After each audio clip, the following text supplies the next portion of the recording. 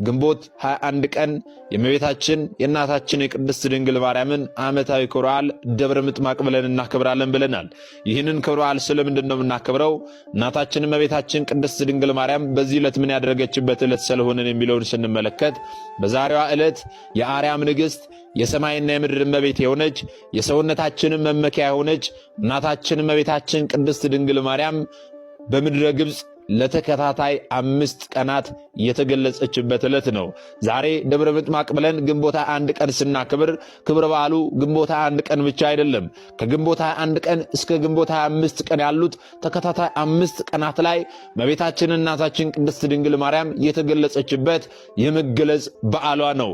ደብረ ምጥማቅ በተባለች ቤተክርስቲያን ላይ የተገለጸችበት ዕለት ነው። ይህስ ደግሞ እንደምንድነው? ጥንተ ነገሩ እንደምንድነው የሚለውን ስንመለከት ለስም አጠራሩ ስግደት ይሁንና ጌታችን መድኃኒታችን ኢየሱስ ክርስቶስ በዛ በስደት ወራት ላይ ወደ ግብፅና ወደ ኢትዮጵያ በተሰደደ ጊዜ ከድንግል እመቤታችን ጋር ከዮሴፍና ከሰሎሜ ጋር ሆኖ በስደት ወራት ላይ በዛ በእንግልት ወራት ላይ 2 ዓመት ሳለ እመቤታችን ቅድስት ድንግል ማርያም አቅፋው በአህያ ላይ ተቀምጣ እንደዚህም ደግሞ ዮሴፍ ከፊት ሆኖ ሰሎሜ ደግሞ ስንቅ ቋጥራ ከኋላ ሆና በረሃ ለበረሃ ሲንከራተቱ ወይም ደግሞ ወደ ግብፅ በሚሸሹበት በዛ በስደት ወራት ላይ ምጥማቅ በተባለች ተራራ ላይ አርፈው ነበረ። ታዲያ በዛች ባረፉበት ተራራ ላይ ጌታችን መድኃኒታችን ኢየሱስ ክርስቶስ ገና በ2 ዓመቱ ሳለ በዛ በስደት ወራት ላይ ዛሬ ስለምናከብረው ክብረ በዓል ዛሬ እመቤታችን ቅድስት ድንግል ማርያም ስለምታደርገው መገለጽ ትንቢት ተናግሮ ነበረ። ቦታውን ባርኮ ለዘላለም ያንቺ መገለጫ ይሁን ብሎ ቃል ኪዳን ገብቶላት ነበረ።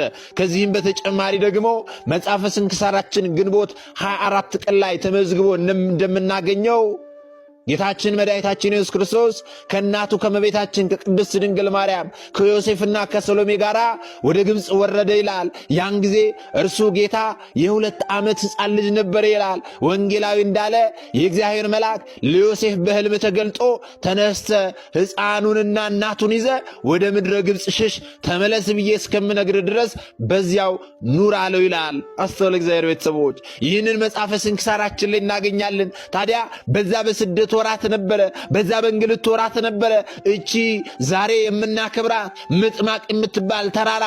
ደብር ማለት ተራራ ማለት ነው። ምጥማቅ ደግሞ የቦታው ስም ነው።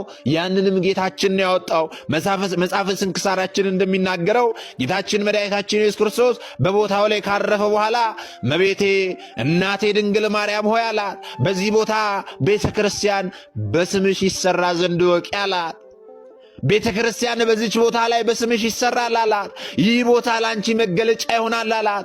በውስጧም ድንቅ ተአምራትን አደርጋለሁ፣ ስሙም ደግሞ ደብረ ምጥማቅ ይባላል ብሎ ጌታችን መድኃኒታችን ኢየሱስ ክርስቶስ ገና በዛ በእንግልቱ ዘመን ላይ በ2 ዓመቱ ስለዚች ቦታ ስለዚች የመገለጽ ቦታ ስለዚች ደብረ ምጥማቅ ስለተባለች የእመቤታችን የቅድስት ድንግል ማርያም ቤተ ክርስቲያን ስለምትሰራባት ቦታ ትንቢት